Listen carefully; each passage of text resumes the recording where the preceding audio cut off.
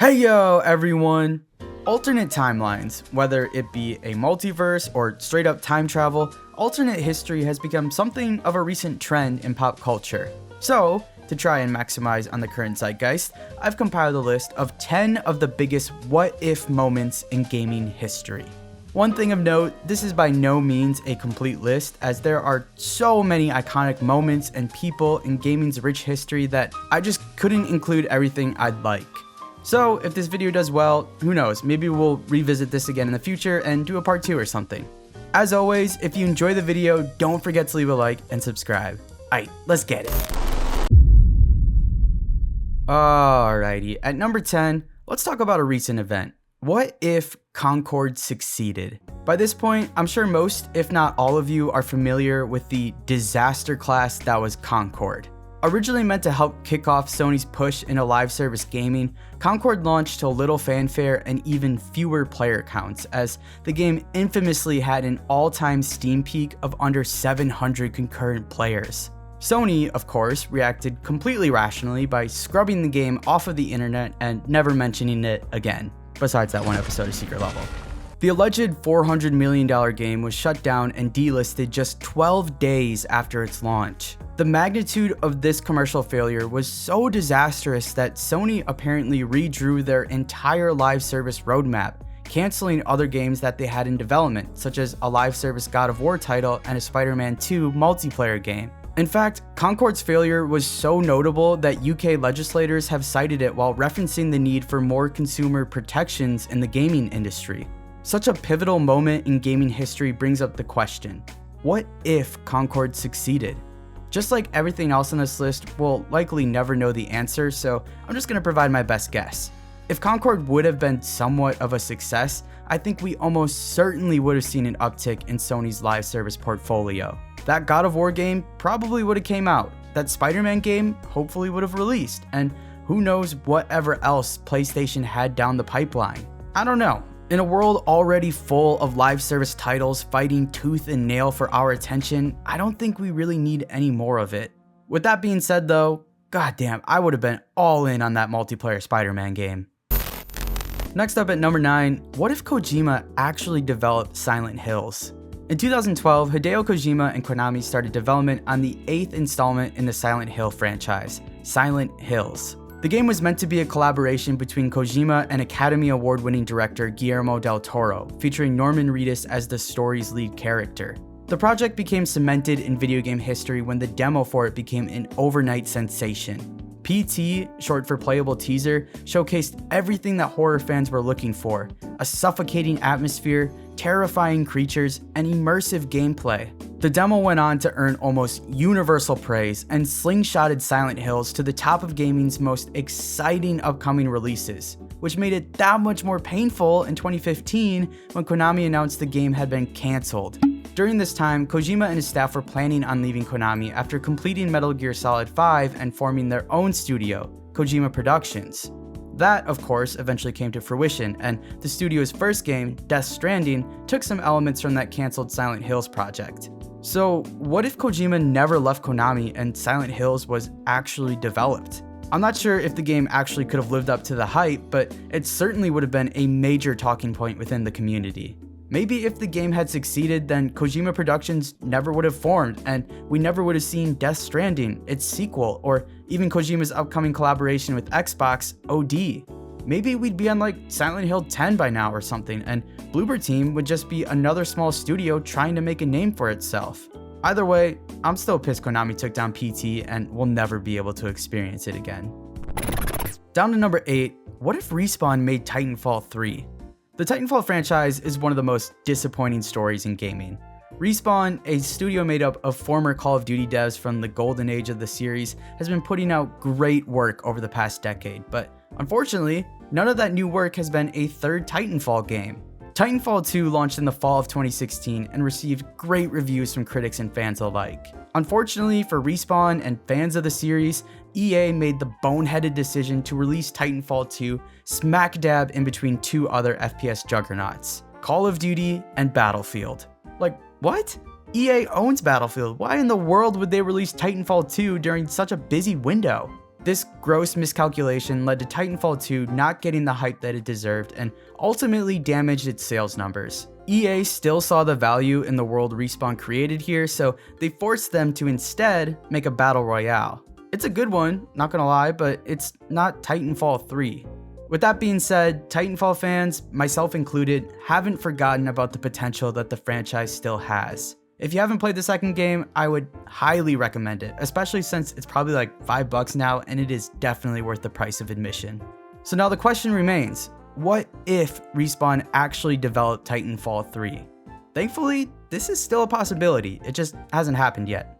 But let's say that they got the green light right after Titanfall 2 dropped and started development right away. Where would Respawn be these days? Would Apex Legends still have happened?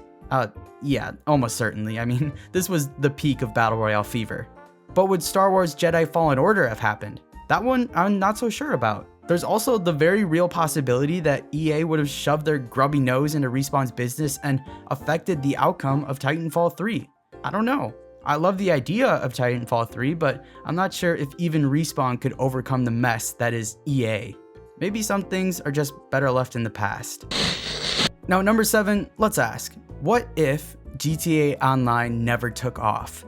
This idea is almost unfathomable, which is why I find it so fascinating.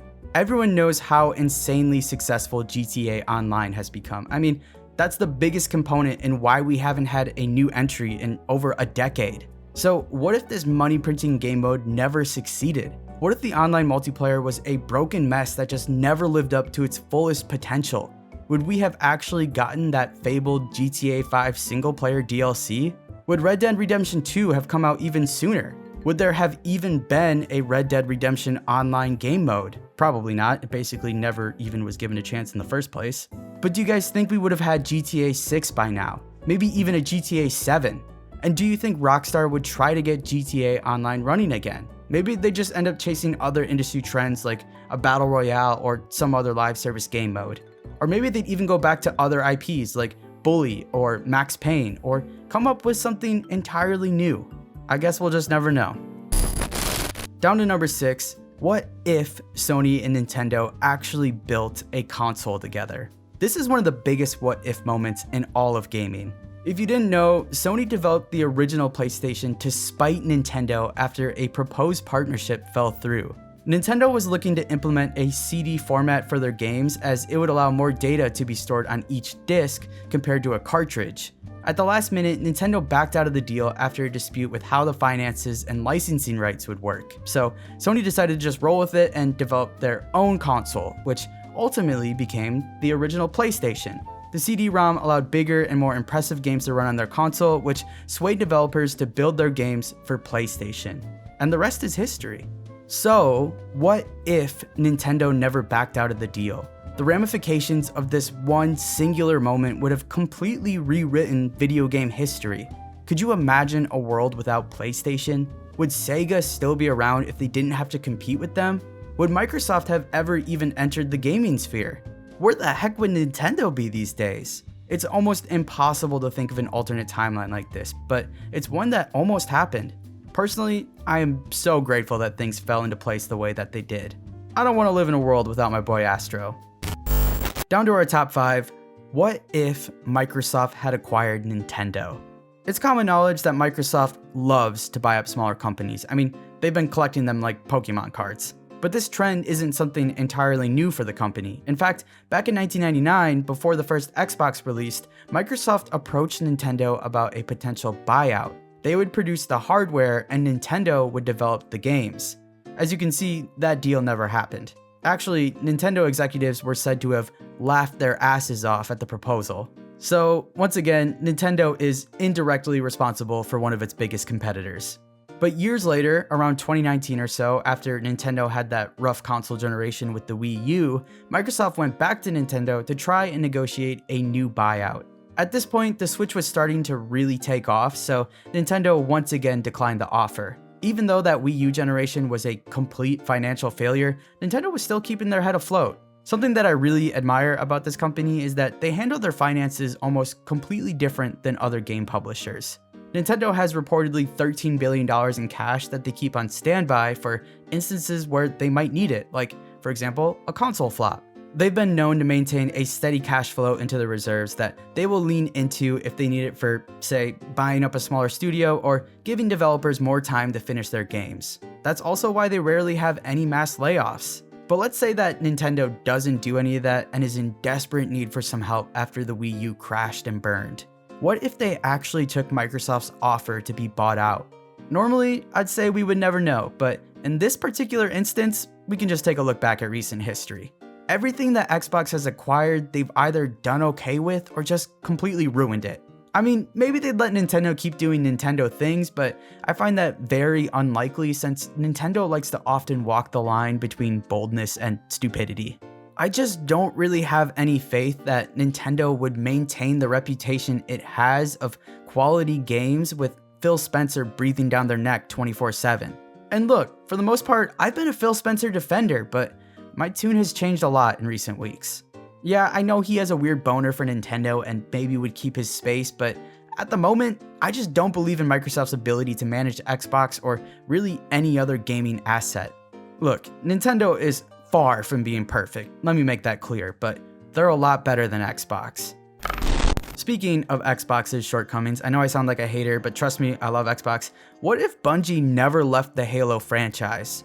Back in the day, Bungie was the face of Xbox. They developed the first 3 Halo games that are obviously regarded as some of the greatest video games of all time, but they didn't want to just be a Halo machine. And that's fair, sometimes you just want to start fresh and do new things. But Bungie had a contract with Xbox to complete 5 total Halo games, so they agreed to finish up with Halo 3 and Halo Reach and then split from Microsoft. Xbox retained the Halo IP and Bungie was left to do whatever new thing they wanted, which of course ended up becoming Destiny. So what would have happened if Bungie never left Halo? Well, for one, I think the Halo franchise would be in a much better state.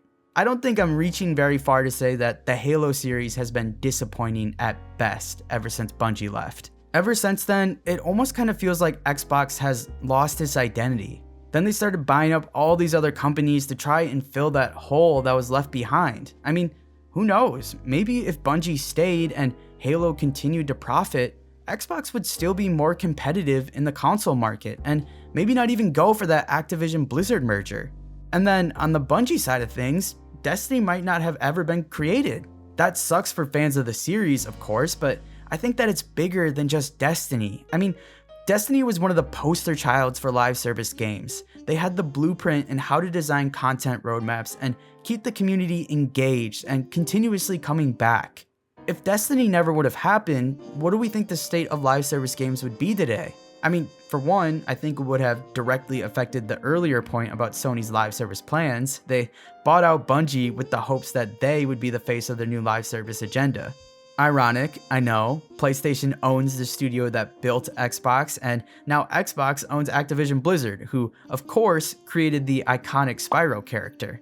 It's hard to say where the industry would be today if Bungie never left Halo. I don't know if it would necessarily be better, but it would certainly be different.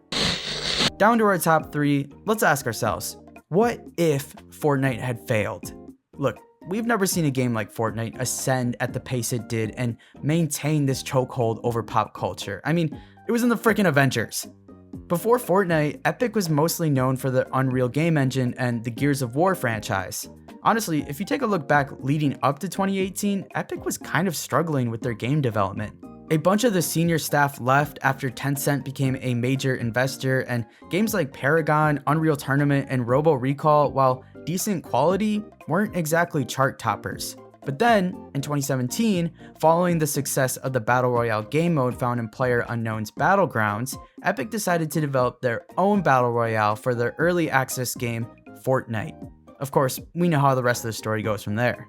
So, what would have happened if Fortnite's Battle Royale never took off?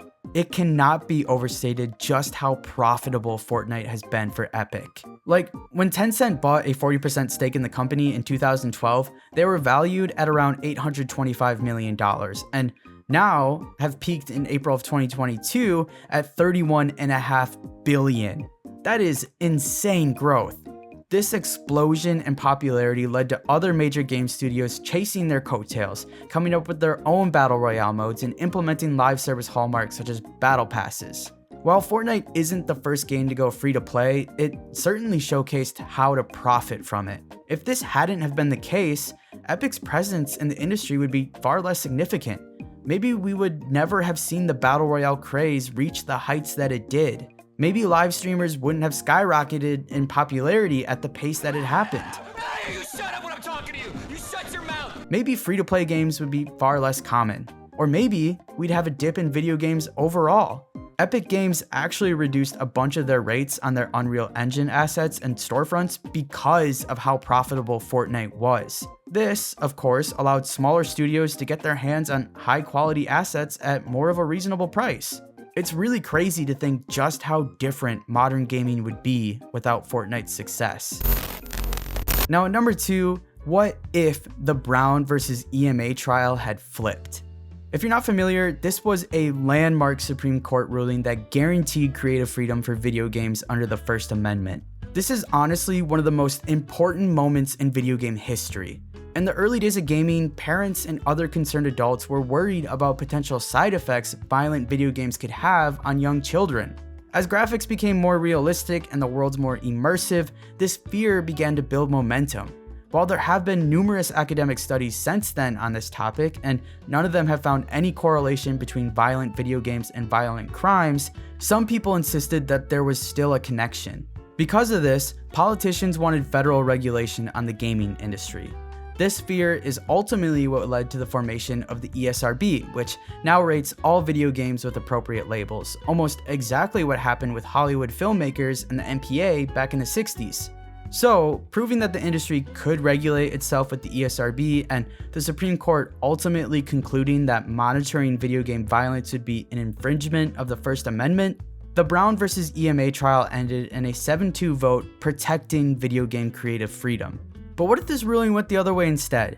What if the Supreme Court ruled that video games needed to be monitored in order to protect the well-being of children? First of all, how would that even work? I mean, have you ever told a 13-year-old they can't have something? That's like extra motivation for them to get their hands on it. But for real, the state of the industry would be unrecognizable from what it is today. Video games would be almost completely kid-oriented, and we wouldn't have the freedom to tell more mature, nuanced stories. Because this ruling was made, we have the video game industry growing into a legitimate art medium that is finally getting the flowers it deserves. And to think, all of this was almost taken away because some parents couldn't accept the fact that their kids were snotty little brats because of their crappy parenting instead of just blaming it on Grand Theft Auto or whatever. Thank God we don't live in that timeline. Now finally, at number 1, what if Satoru Iwata never passed away? God, this one hurts. Iwata is known as one of the most pivotal contributors to video game history. He began as a humble developer and worked his way up to becoming Nintendo's president and CEO, spearheading the company's modern success. On my business card, I am a corporate president. In my mind, I am a game developer. But in my heart, I am a gamer. Under Iwata, Nintendo released the DS and the Wii, which were obviously massive successes. But then when the Wii U and 3DS underperformed, rather than blame anyone or anything, Iwata cut his salary in half to protect his staff from any layoffs. He believed that developers could not produce creative, quality work if they were stressed over their job security. Not only was Iwata a great leader for Nintendo, but an adamant member of the gaming community. He often partook in silly little events like Iwata Asks and, of course, Nintendo Directs, and that really showcased just how passionate he was about gaming and the fans.